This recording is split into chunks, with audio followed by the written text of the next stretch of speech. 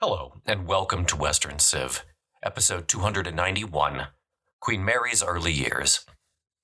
After Mary survived her first rebellion, she grew, almost overnight, emboldened. To a large extent, we need to remember that religion was Mary's one and only issue. She was the proverbial single-issue candidate of the early modern period. And if we remember that, then I think it helps us interpret the balance of her reign. She certainly did other things that were not directly connected to religion, but they were always with an eye toward achieving religious goals, which for Mary, of course, meant the full restoration of Catholicism and reunion with Rome. Let me give you an example. Mary's marriage to Philip II of Spain had practical implications.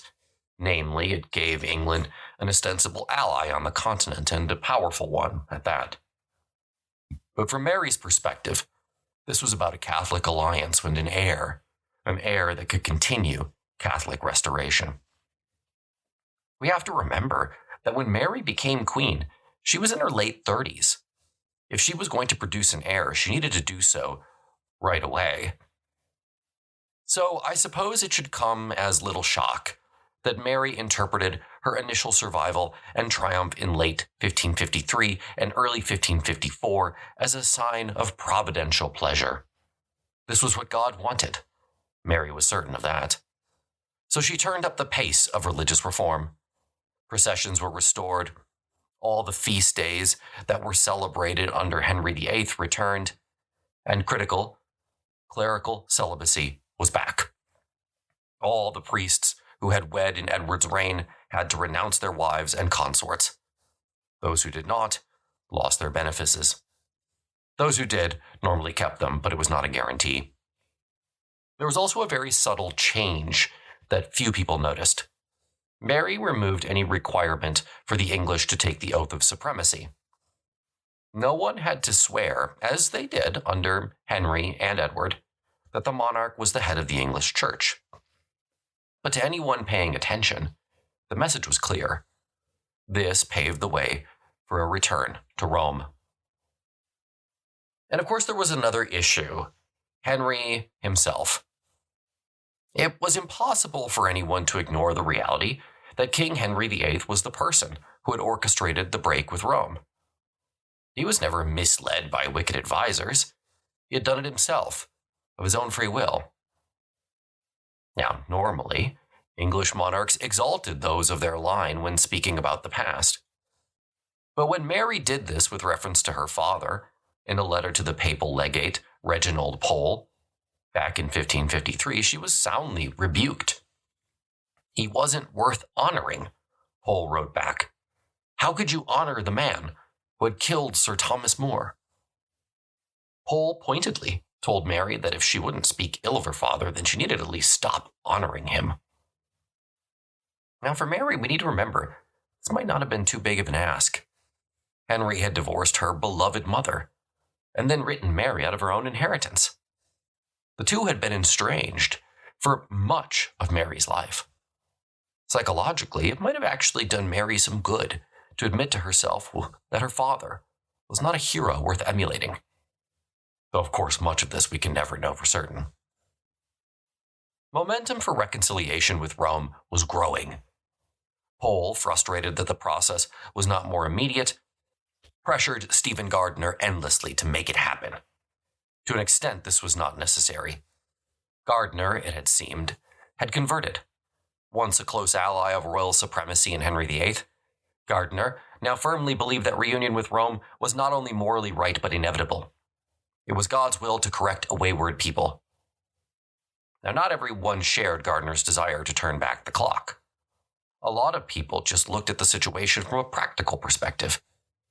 Many had gone from Henry to Edward and now Mary with a simple shrug of the shoulders. They just didn't see royal supremacy as that big of a deal. Gardiner, at a dinner party in early 1554, was reportedly told by another dinner guest that all this was pointless jibber-jabbering. Royal supremacy had nothing to do with issues of doctrine. Of course, not everyone agreed, but my guess is that many people really didn't care. They just wanted to get on with their lives. Sadly, the late 16th century, as we will see, was not filled with enough of those people to avoid an ocean of bloodshed. For others, including Gardner, the years of blood between Henry and Edward's reign had just truly changed things. As I mentioned, a lot of blood had already been spilled. Gardner had watched as his friends were tried and condemned for treason, and then he himself confined to the Tower of London. He knew what might happen if Mary should run out of time, and time was of the essence. In fact, we know in early 1554, he was literally champing at the bit to get legislation before Parliament, reversing Henry and Edward's legislation and restoring England to Rome. As the new Parliament opened on April the 3rd, 1554, feelings were still quite raw. The evangelicals were conquered, but had by no means surrendered. Anti-papal sentiment remained high, as did animosity toward the Spanish marriage. Still, the Catholic faction now pressed its advantage. 6 evangelical bishops were sacked and replaced with Catholics. 3 of the old bishops were trotted out for a mock debate at Oxford on the 14th of April on the nature of transubstantiation, among other topics. It should come as no surprise that the royal moderator of said debate duly declared the Catholic side victorious. Though, I should point out, by all neutral accounts, the evangelicals more than held their own. What it really looked like to any observer was a dry run for a heresy trial. And if you lose those, you burn. The new bishops were efficient in their posts. All married clergy were deprived of their positions. In London, where the evangelical faction had been the most successful, this amounted to about 30% of the clergy. Many of these men repented and returned to their positions, but a significant portion did not. Clerical marriage would be one of the battle lines in the fight to come. Politics remained at the heart of everything in the spring 1554. It was impossible to get anything significant through Parliament because there were simply too many factions, and none of them agreed on much. Mary remained the official head of the church. Parliament turned down a few heresy charges, not because it doubted the guilt of the men involved, but because Paget, among others, feared that it might be a prelude to seizure of old ecclesiastical lands, and many members of Parliament owned those lands. The marriage treaty with Philip was confirmed, but honestly barely. Sure, the leading Edwardian evangelicals remained in prison, but to what end? It increasingly looked like Mary didn't have the votes, or even the basis to launch proceedings against them. Now, some things did move forward. On July 13th, Philip arrived in England for the wedding. Reportedly, and reportedly should be underlined in this sentence, everyone was overjoyed with the news. Of course, privately, that certainly wasn't the case. Though there were, truth be told, a massive amount of festivities, and everybody loves feasting. It had been a long time since a royal wedding, after all. Yet, if theirs was a match made in heaven, there were reasons to doubt the chances of the marriage's success here on earth. Philip was more than 10 years younger than Mary, who had never been a beauty, truth be told, even in her younger days. The two had little in common, save religion. They didn't even speak the same language. Philip spoke to his betrothed in Spanish. Mary replied in French. Throughout the proceedings, Philip's alleged Englishness was played up. Trumpeters declared that he was descended from Edward III, a dubious claim at best. Philip did his best to put any reservations about his rule to rest. He told his English lords that they should continue to prepare to be English. While those words did go a long way to quell uneasiness, at least on the part of the great magnates, in London, xenophobic commoners remained unconvinced. Wild rumors circulated, including that Philip intended to make a Spanish friar the Archbishop of Canterbury. He didn't. The rumors went both ways, too. The Catholic faction leaked a rumor that Mary was already pregnant. She wasn't, nor could she have known even if she were, but such was the state of England in that time that no one knew what to believe. Things picked up pace again in September 1554. In that month, a Catholic bishop, Bishop Bonner, announced he would make a complete visitation of his diocese and would personally examine the clergy therein on all points of doctrine. Anyone found lacking would be removed. He did this without royal or even papal authority. Bonner believed he acted, quote, out of his zeal for God's service, end quote. That was enough, at least for him. Interestingly, Bonner was another of our Reformed Catholic bishops, a one-time loyal servant of Thomas Cromwell and a fierce critic of the Pope. He had evidently seen the light. His new process highlighted the two key themes of the Catholic Restoration in England: a return to Catholic liturgical life and forced orthodoxy. In truth, the two were one and the same. The iconoclasm of 1547 to 1552 left parishes emptied of nearly everything needed for the daily, weekly, and seasonal performance of the Catholic faith. Bonner provided an extensive shopping list of items parishes needed to have or get quickly. Foremost, everyone needed a high stone altar with all its coverings consecrated and dedicated, and, quote, not any gravestone taken from the burial and put up for an altar, end quote. He had to make that specific because a lot of people were doing it. Other necessary parts for the Mass, of course, were a chalice, cruets for the wine and water, candlesticks, a bell for ringing at the elevation. You needed a set of vestments for the priest, surplices for the clerk, a container for the incense, a censer for burning it, a pax bread, a pyx for the reserved sacrament. A pyx, by the way, for those who don't know, is what you take the Holy Sacrament away from the church in. It's like a vessel for those who are too ill to come to church. A curtain for veiling the altar in Lent. In addition, of course, you had to have a missal. Parishes were to have 7 other liturgical books in general, covering every range of services. In every church there was to be a rood and a rood loft, quote, as in times past hath been a custom, end quote. All parishes were to ensure that they had the necessary cross and banners for processions. A separate cross was required for funerals, along with a bier for the dead. And for routine and ritual blessings, there must be a chrismatory for holy oils, a stoup for holy water in church, and of course a vessel for carrying it around. All this, Bonner said, was the bare minimum of a sacramental religion. The articles did not require the reinstallation of images, devotionally desirable, but at least from Bonner's perspective, for right now, liturgically inessential. It was a challenging list, and some churches protested that the demands were simply impossible. By and large, however, the parishes of Bonner's diocese drew breath, knuckled down, and figured out a way to get the stuff they needed. Many parishes were able to mend broken altars and demand the return of their holy plate from the parishioners who had bought them.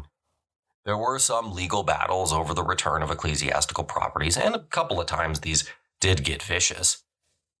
But across England in 1554, the pattern of restoration was quite impressive. In Bath, 84% of parishes had an altar by that fall. Some were the aforementioned and banned recycled gravestones, but for the moment, these worked all the same. By the end of 1554, according to official accounting, in all 168 parishes across England, high altars were rebuilt, vestments and books reobtained. Physically, at least, the restoration was going quite well. Now, truth be told, of course, many parishes were using stopgap solutions, while more expensive options could be fundraised. But we also have evidence that said fundraising was going pretty well. Now, restoration is a more loaded word than might at first appear. There could be no question of merely going back. Roods, altars, images, and vestments were no longer what they had once perhaps been. They were the cultural foliage in a landscape of meaning assumed to be natural and God-given.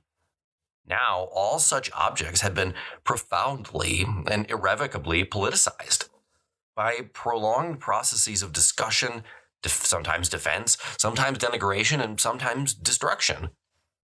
Replacing them was an assertive, but also a very divisive act. It was a statement of faith in an alternative future. It wasn't an invocation of a vanished past. There simply was no going back. Now, it was a future that some people dearly hoped not to see. In summer 1554, shortly after the Rood was set up in St. Paul's, a man joined a large crowd in front of it, bowed low, and addressed the image in mocking and seditious words. Quote, "Sir, your mastership is welcome to town. I had thought to have talked with your mastership, but that ye here be clothed in the Queen's colours. I hope ye to be a summer bird, and that ye be dressed in white and green." End quote. Bonner failed to see the funny side. Those who, quote, "played the fool in the church," end quote, were part of an extensive range, of religious miscreants, clerical and lay, and he aimed to discipline them. Gone now were the vague exhortations to unity and charity, with instructions not to call your neighbors a heretic or a papist. Bonner knew the kind of people he was looking for, and now he wanted names.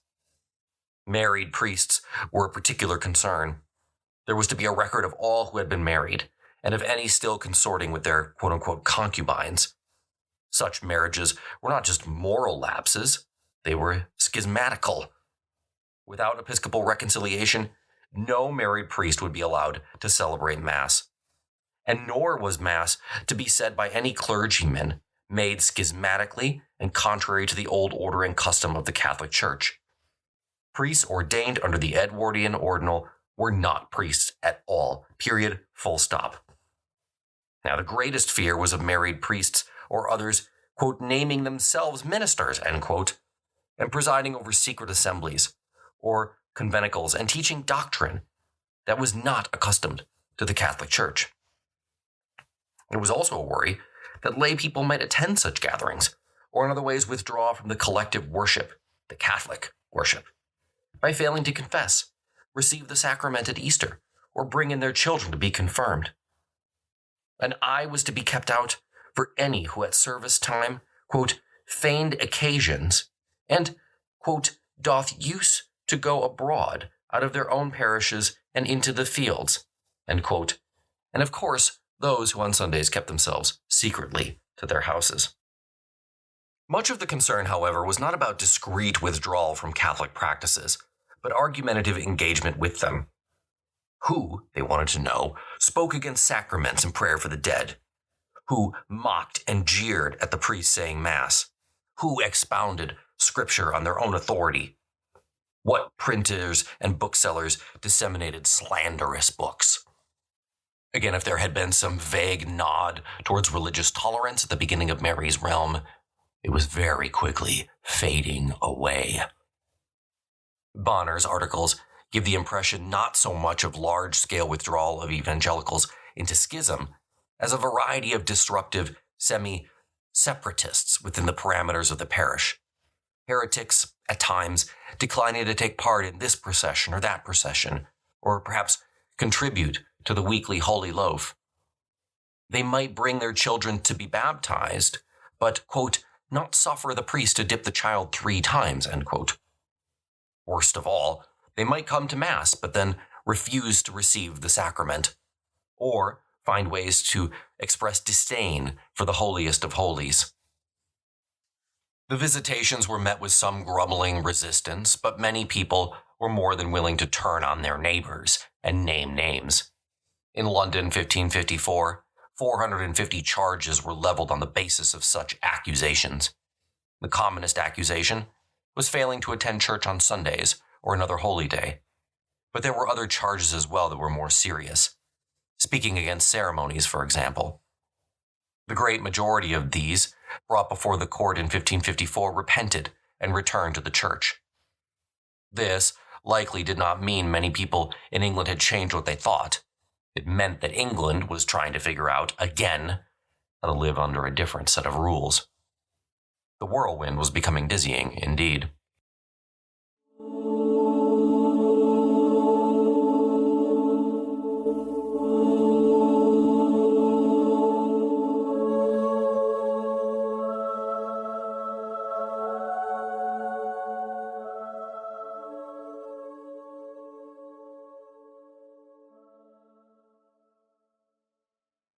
In early 1554, John Bradford, then a resident of the Tower of London, wrote a treatise. The question was about conformity. Namely, was it right for someone who knew, quote, the truth to attend Mass? His answer, an emphatic no. Those who knew it to be wrong, but conformed out of weakness and cowardice, were simply figures of contempt. His real argument was with the people who believed it was permissible to be there, that is, in church, in body, while worshiping God secretly and inwardly. The Mass, he wrote, had no cracks through which such freedom of spirit might escape. It was a, quote, mar malorium, a sea of evils, an idolatrous, insidious miasma of corruption and defilement. To hear Mass or even be in church while it was being said there was a sin, breaking, quote, all God's laws generally and every commandment particularly, end quote. There was short shrift for the idea that attendance could be redeemed by displays of disrespect at the elevation of the host. That was like a servant willingly accompanying thieves to his master's house and expecting to be excused because he didn't actually steal anything himself. Nor did Bradford neglect an objection that was his only incorrect theologically, but presumably often posed, quote, offending our brethren in not coming to Mass, end quote. Here, sadly, he said there was little to be done. It was a case of offense taken, not given. For the evil of the thing meant it could never be offensive to avoid and attack it. To refuse the Mass was to invite retribution. But Bradford's only practical advice for the people of England was to take up their cross and prepare to follow the true faith, the evangelical faith. His view was typical. Across Europe, views toward conforming began to harden. Such conformists were now called Nicodemists, after the Pharisee who visited Jesus secretly by night. The evangelical leader Heinrich Bullinger wrote an entire sermon decrying the actions of those who attended Mass while rejecting its premise. Many of the people demanding that Englishmen stand up for their faith, however, were no longer in England. The number of those who left in 1554 were staggering, perhaps as many as 1,000. So I suppose it was a bit easier for them to be critical. The new Catholic bishops were more than happy to see them go. Gardiner even helped make arrangements for a few to leave the country. That doesn't mean it was an easy decision for people. Many of those who left were influential evangelical preachers, who were abandoning their flocks by doing so. We have a number of accounts detailing just what a difficult choice this was for so many. Ironically, many of those who fled moved to, of all places, Catholic Italy. It was just easier to get lost in the masses there. Some left cities and towns, but didn't actually leave England. The evangelical printer John Day left London in 1554 for a little village called Barham, where he continued to operate a secret printing press until Mary's death, years later. Not every kingdom overseas was willing to accept refugees either. A few sympathetic princes in Germany outright refused to accept evangelicals out of fear of angering Charles V. As always during this age, politics and religion were fused at the hip. One English refugee later wrote, quote, "We have lost the saving truth at home and found it abroad. Our countrymen are become our enemies, and our strangers are made our friends," end quote. There's a lot hidden in this sentence of critical importance to our later story. A schism was beginning to form in the evangelical ranks, even if no one knew it yet. After Mary's death, many of these exiles are going to return. They will then claim that they represent a sort of untainted church. The stage was already being set for the religious conflicts of Elizabethan England. For the moment, the arena of trouble that sort of indicates all this is Frankfurt, an imperial free city of largely Lutheran complexion. It enjoyed an uneasy friendship with Charles V after remaining loyal to him in the bout of warfare breaking out in 1552. Early in 1554, the Frankfurt Town Council granted permission to settle the remnants of a small stranger church, a community of French weavers from Glastonbury in England. As other English exiles began to arrive that summer, the council insisted that they shouldn't dissent from the Frenchmen who had already arrived in doctrine or ceremony. It was an assertive performance of liturgies just banned in England that might be seen as a provocation to both Philip and Mary. In practice, these exiles found they could use their prayer book, but tailored it to resemble the liturgy of the French congregation, which was derived from Calvin's Geneva. New prayers and psalms were added, and the litany discarded. The quiet local arrangements were barely in place when, on the 2nd of August 1554, the leaders of the congregation, prominent among them a man by the name of William Whittingham, sent an eye-catching letter to other English exiles. It invited them all to come and settle in Frankfurt, where worship was subject to no control, and the church was free from all superstitious ceremonies. The implication that other refugees worshipped superstitiously was provocative, to say the least. Englishmen, then living in Zurich and Strasbourg, reported that while minor changes were permissible, the continued use of the prayer book was vital. They wanted to show solidarity with persecuted brethren still in England, and to rebut papist accusations that the Protestants were constantly shifting and changing. Positions hardened in November 1554, when John Knox, a veteran of battles over the 1552 prayer book, was invited by the Frankfurt congregation to become their minister. He immediately allied himself with the aforementioned Whittingham. His co-minister, Thomas Lever, then took the opposite view. Bale would prove to be just as controversial as Knox himself. Both then wrote to John Calvin, who returned their responses in 1555 in January, somewhat wearily, urging all sides to compromise.